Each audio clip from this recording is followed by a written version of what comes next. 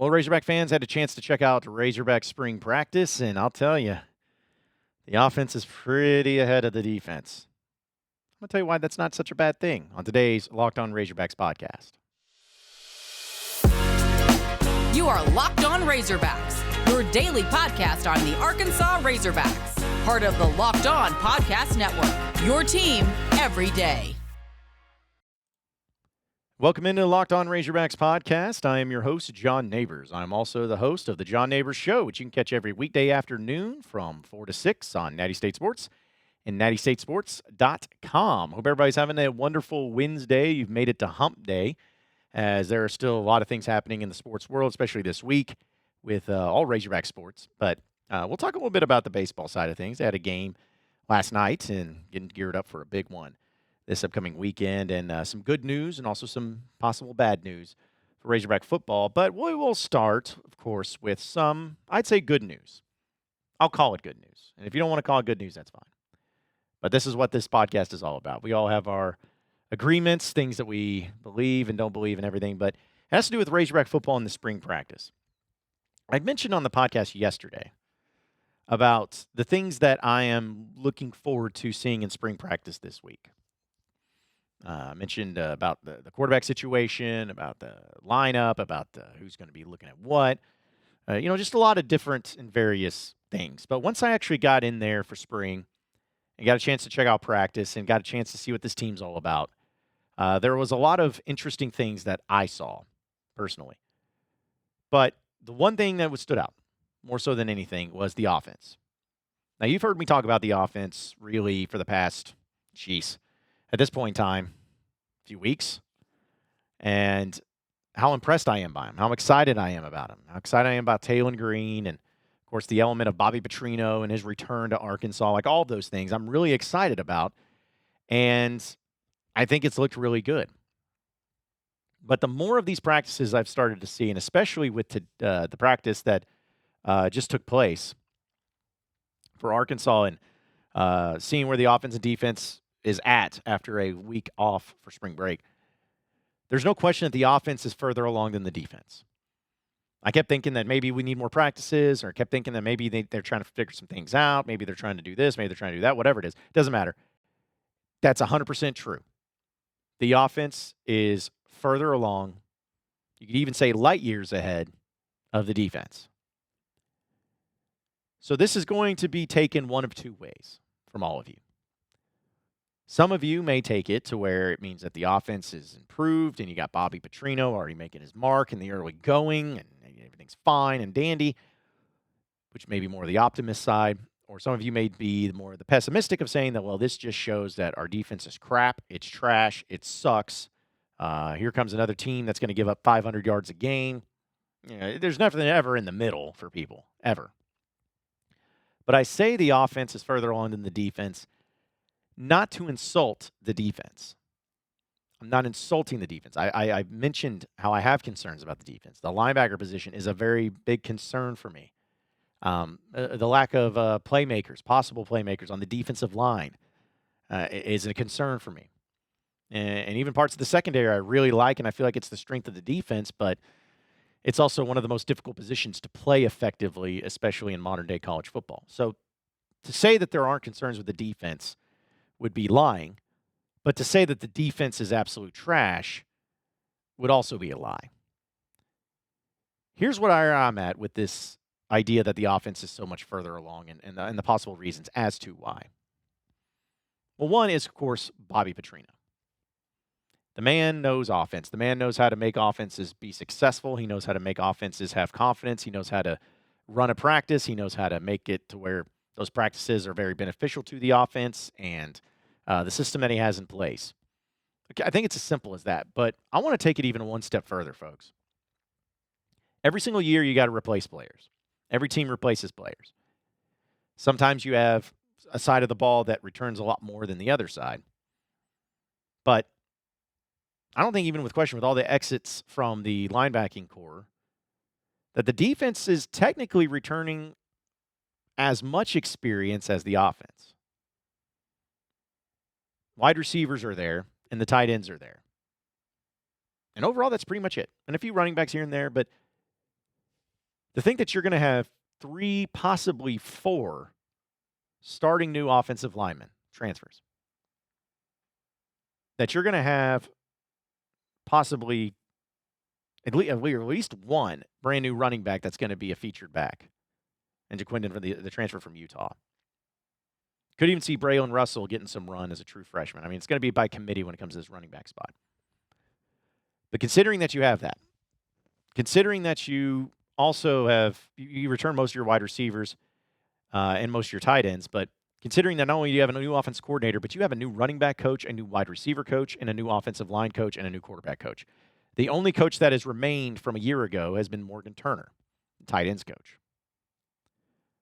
So not only is it about half of the team or half of the starters are being replaced from last year, but you're talking about the entirety of the coaching staff minus 1, the tight end coach, which is nothing against Morgan Turner, but if it's one coach that may not have as big of an impact as some other position coaches, it would be the tight end coach. It's not an insult. I'm just saying, it's one position. It's an important position, but there's a reason why that they're not always the highest paid coaches and everything. So with all of those changes that have happened, shouldn't it be where the offense is at this point in time struggling, or maybe not looking as clean or as crisp, still trying to figure things out? You're changing systems pretty much completely from what it was a year ago.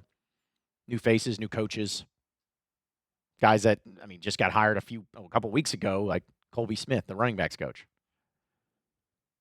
It feels like the offense should be further behind, that it should be having issues. It should be struggling. It should not be doing as well and looking as good and as sharp as they do right now. In fact, I even talked about that on my show, where if you even didn't know anything about the Razorback football team and you walked into that practice today and you had no idea about the coaches or players or anything, you just watched it, and then you got asked, hey, which team or which side of the ball do you feel like has replaced the most and is the one that has the most work to do? Almost everybody would say defense, no questions asked. And again, you can see that as a bad thing, and that's fine. We'll not know until we know. But even if the defense is struggling, even if the defense is not good, even if that was the case, there's still an element of how far along this offense is in their execution, in their understanding, in their development. Because week after week after week, this offense in these practices that we've been able to watch has gotten better. And one of my favorite things about the offense is that you don't have to worry about rotations. You don't have to worry about battling out with position groups or anything like that. The starters are set. It's done. The starting 11 for the offense is done. It's over. You know who the 11 guys are. And barring anything like an injury, knock on wood, hopefully that doesn't happen, but barring anything of an injury, the starting 11 that I saw take the field in that practice just yesterday is going to be the same starting 11 that takes the field first game against UAPB down in Little Rock. It's set. Your offensive line, your tight ends, your wide receivers, your quarterbacks, your running backs, everyone knows. Everyone knows. And to me, that's nothing but a positive. Nothing but a positive. You want offense and defense to both be good. Of course you do. Of course you do. But Arkansas, in their best seasons, have always had the more success whenever the offense was better than the defense. And in some cases, the defense really wasn't even that good, statistically speaking. But the offense was, and that's how they won games. Think about in 2021. Your offense was better than your defense. Your defense wasn't bad, but your offense was far superior. Think about 2010, 2011. Your offense was far superior those years. Think about in 2015. Your offense was far superior those years. The Darren McFadden years, far superior to the offense. That's just how it's always been at a place like Arkansas. The offense is king. You got to have a really good offense. Because if you think back to some of the years that defense, which hasn't been many years, but the defense has been better than the offense or further along. Think back to 2014. Statistically, that was Arkansas's greatest defense of this millennium. They were a top 10 defense. You went 6-6. Think about just back to the days of Houston Nutt before Matt Jones arrived. I believe or when Matt Jones maybe was a freshman, but that was a team that went 6-7 wins. They had one of the best defenses, but the offense just wasn't there. Offense is what drives things. And for Arkansas, I want the offense to be better than the defense. I want the offense to look better right now. I want the offense to be done with. I want it to be established and solid. Because I feel a lot better about Arkansas's chances in these games when you have an offense that's humming than when you have a defense that can hold opponents to a lower scoring amount, but the offense can't move the ball. If you need any example of that, look at last year. Razorback defense made tremendous strides last year. A much improved defense. Not perfect, but much improved. And the offense was terrible. What'd you do? 4-8. The year before that, your offense was incredible, averaging 37 points a game. 500 yards offense, 250, very balanced. What'd your defense do? One of the worst in the country, and the worst pass defense in the country. What was your record? 7-6. Now, obviously, 7-6 is not nothing to write home about. But you're telling me that especially in that 2022 season, where you lost a game to Liberty you shouldn't have lost. You lost a game to LSU you shouldn't have lost. You lost a game to A&M you shouldn't have lost. You were this close to winning 9 games. And it was because of your offense, and the games that you lost was because your offense, either KJ was hurt or the defense didn't hold their own. That's how those games were lost. So I'm just telling you, at a place like Arkansas, the offense always needs to be above the defense. Because if that's the case, you're going to be better for it. You're going to be a better team, and it's going to move forward. So I love the fact that the offense is doing so well right now. Got a lot of work to do, and you got to see how they take the field. But Bobby Petrino's got his offense ready to roll, and I can't wait to see how they develop and how they end up getting better. We'll talk about some bad news, though, for the Razorback football team here in just a second. But, folks, I got to tell you about Bettor Together. Has your bracket already busted? I mean, I'm sure it is because mine is. But if you're tired of the same old daily fantasy grind where you make a roster, you cross your fingers and hope for the best, maybe you lose on the last leg of a pick'em entry, which has happened to me way too many times. But we're introducing Bettor Together, the first cooperative daily fantasy platform where teamwork triumphs talent, and you can play with your friends, not against them. Pick more or less on a real-time player stats, strategize with your partner to boost your odds, and climb the leaderboard together. So grab a friend and join this new daily fantasy sports event when it comes to Bettor Together.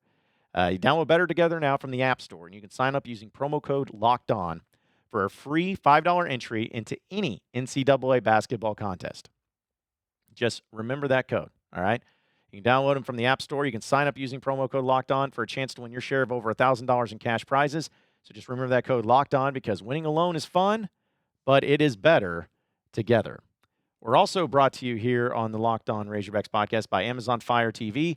Is your destination for sports, from live games to highlights to in-depth analysis. Fire TV offers amazing viewing experiences with smart TVs, as well as the Fire TV stick that can plug into your existing TV and provides access to millions in movies and TV episodes, as well as free and live TV. Whether it's opening weekend for baseball or the college basketball tournament, you're going to want to have a Fire TV. Fire TV recently created Fire TV channels to deliver a constant supply of the latest videos from your favorite sports brands, all of that for free. That includes all of us here at Locked On and most of the big pro leagues and college conferences as well. Fire TV channels let you dive into all of the in-game analysis, highlights, and more to keep up on all the latest in the world of sports. March Madness, NBA, MLB, and so much more. Not to mention the great news, entertainment, gaming, travel, cooking videos, all as well. So check out Fire TV on Fire TV and Alexa devices. And if you haven't checked out Fire TV channels, you should. Trust me on this. To learn more, visit www.amazon.com/LockedOnFireTV.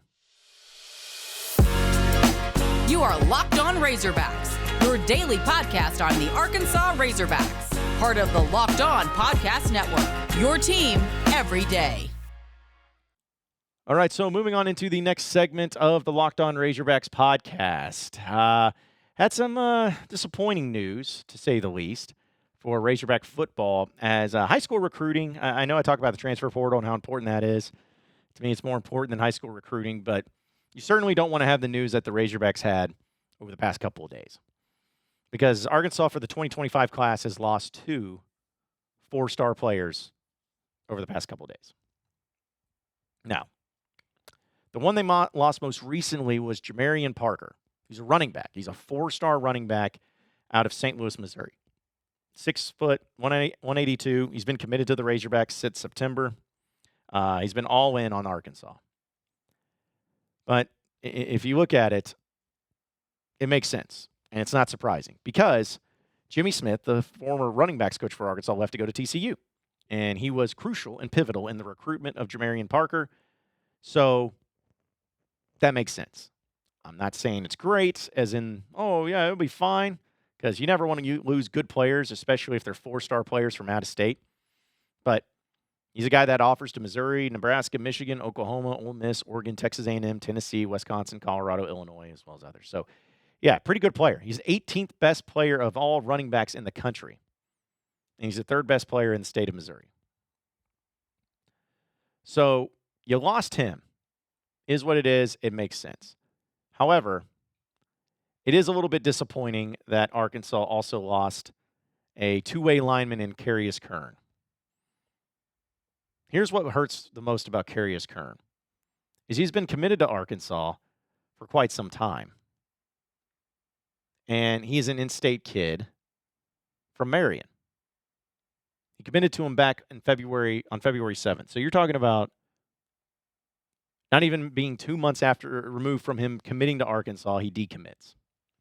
And then one of the reasons he said was because of the love that Arkansas fans showed, like how great they were to him. So it really is disappointing when you hear about him talking about that's the reason why Arkansas, he chose them, and it's because of the fans, and then less than 2 months later, he decommits. And as of right now, according to 24/7 Sports, Crystal Ball has it to LSU, like happening. He's 6'4", 300 pounds. That's pretty much any offer to anywhere he wants to go. Georgia, Florida, LSU, he's got them all. He's the number 1 player in the state of Arkansas, and he decommitted. So that was really disappointing to see. Really disappointing. You never want to lose the in-state kids at all. And especially according to 24/7 Sports, he's the only 4-star player in the class. Because after him, you got a safety, Omarion Robinson from Parkview. Grayson Wilson, who's a quarterback from Maumelle, who's already committed to Arkansas. Quentin Murphy, who's a 3-star prospect, also from Parkview. He's an athlete, but looks like Crystal Balls has him going to Ole Miss. And then even Marcus Wimberly from Bauxite as a safety, they have a crystal ball to him to Oklahoma. Notre Dame even got a commitment out of Daniel Anderson from Bryant, a running back. So you definitely want to try to do everything you can to keep the in-state kids. Very disappointing to see that. It's not the end of the world. It's not like, oh, my gosh, this is terrible. The world's coming to an end. Because let's be honest, transfer portals are a lot more important than the high school ranks. But still, you got to have a balance of both. But it was just disappointing to see Arkansas lose those back-to-back. But, hey, they got bigger fish to fry coming up for this upcoming season before they get to anything else. So let's just focus on that. Folks, this week's March Madness Bracket highlight is brought to you by our friends at Nissan. Each week, we're picking one team that stands out, a team that's pushed it further than any of the rest. Just like the all-new 2024 Nissan SUVs, these guys were able to take it to the next level. The Iowa State Cyclones can only be described as a Pathfinder. They've been thrilling to watch and have really created a lane for themselves, entering into the tournament as one of the hottest teams in the country, and they have a date with Illinois this Thursday in the Sweet 16. Take the Nissan Rogue, the Nissan Pathfinder, or the Nissan Armada, and go find your next big adventure. Shop NissanUSA.com. We're also brought to you by our friends from eBay Motors. Passion, drive, and patience. What brings home the winning trophy is also what keeps your ride or die alive. eBay Motors has everything you need to maintain your vehicle and level it up to peak performance, from superchargers to roof racks to exhaust kits to LED headlights and so much more. Whether you're into speed, power, or style, eBay Motors has got you covered. With over 122 million parts for your number 1 ride or die, you can always find exactly what you're looking for. And with the eBay Guaranteed Fit, your part is guaranteed to fit your ride every time or your money back. Because with eBay Motors, you're burning rubber, not cash. So with all the parts that you need at the prices you want, it's easy to turn your car into the MVP and bring home that win. So keep your ride or die alive at ebaymotors.com. Eligible items only. Exclusions apply. eBay Guaranteed Fit only available to U.S. customers.